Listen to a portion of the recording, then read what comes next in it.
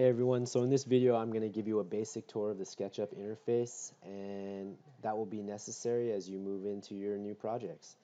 So first thing, when you open up Sketchup, you'll see that there's a person standing in the middle of your screen. Take the select arrow tool, click the guy and press delete, and then you'll have a clean work area for you to draw out shapes and design stuff. Alright, so the first thing and the first tools that you'll want to be familiar with as you begin learning SketchUp are the orbit tool up here and the pen tool, which is a hand-shaped icon. So begin with the pen tool, select it with the left click, and you can press and hold on the left mouse button to move back and forth. The orbit tool, if you click it, allows you to press and hold the left button and zoom around like so. So now I'm going to show you how to lay down a few shapes and then extrude them upward so they become 3D. So step one, select this downward arrow next to the circular shape and select the rectangle tool. I can left click on the origin, which is the intersection of those three lines, green, red, and blue, and then I can drag out my rectangular shape and click when I'm happy with what I have. I can then select the push-pull tool. Now SketchUp's all about pushing and pulling 2D forms, getting 2D forms to travel along lines. In a nutshell, just click and then select your rectangle, click and hold on the left button of your mouse and push it upwards. And there you have this rectangular cube. Now I can orbit around to a side wall, and then I can think about pushing and pulling out that wall as well, and I can do the same thing when I look at the bottom. I can pull it outwards. The cool thing is that I can also take the same rectangle tool, lay it on the rectangular cube, click again to place it, and then I can push this inwards, create a little doorway. That's pretty cool. So there are other shapes you can lay down besides a rectangle. You can click the drop down menu and select circle, for example, and drag that out, and at the same time select push pull and then push this up until it becomes a cylinder. And I can also create a polygon by clicking the downwards arrow and then selecting the polygon tool. Right now this is set to 6 sides if you look in the bottom right corner. I can increase the amount of sides that I want on my polygon by typing in, for example, 8. So I'm creating an octagon, enter, and then as I drag it out, I have an 8-sided polygon, which I click again, and it becomes this dark gray 2D form, which can again be pulled up into this sweet little cylinder with angled faces.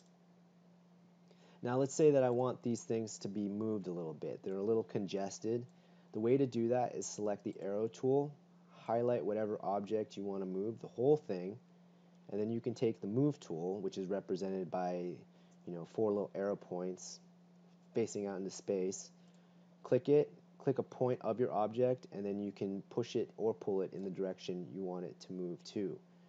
Alternatively, instead of highlighting everything, you can select the arrow.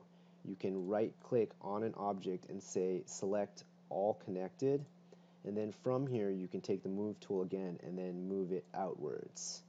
So that's how you go about moving things, and that's a pretty important skill. So in SketchUp your work isn't always going to be perfect, so you're going to need to know how to delete certain things. The way to delete things is by selecting this little eraser tool. Now let's say that I want to delete a specific line out of my 3D object.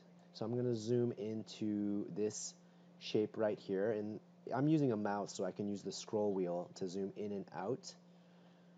I'm going to select the eraser tool, select that edge and click, and as soon as I delete it, it opens it up, and you can see that 3D models in SketchUp are actually hollow, which is an important thing to consider when we're actually creating 3D objects to 3D print.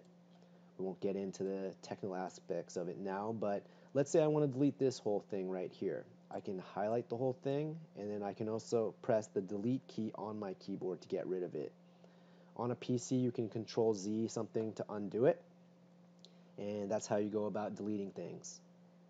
So the last 3 items I want to introduce today are the line tool, the arc tool, as well as the measuring tool. So let's begin with the line tool.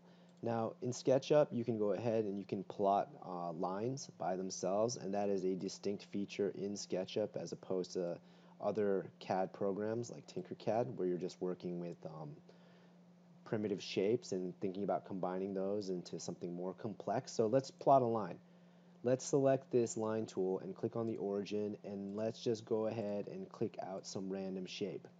Now, the plane that this shape takes is dependent upon your angle that you're zoomed at. Let's say I want to draw something up vertically. I need to orient the screen into this type of perspective, and then I can go ahead plotting my point vertically now.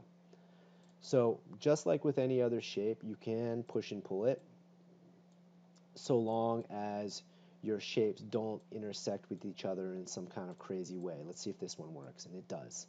So there I have some kind of tombstone shape, which I've created by using the line tool. And in much the same way, you can select the arc tool, and I can click and start bending out curved forms, like so.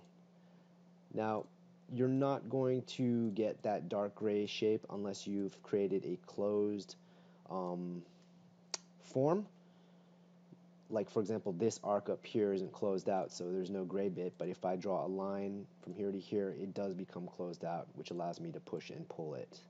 So an important thing that we all need to know too is how to measure our objects for the 3D printer. So one way to do that is by taking the measuring tool. If I click it and I want to measure, for example, this edge, I can click once and then click again, and you can see in the bottom right that currently this edge is 1,990 millimeters in length. So that is the importance of the measurement tool, and that is the basics of what you need to know to get started with SketchUp today.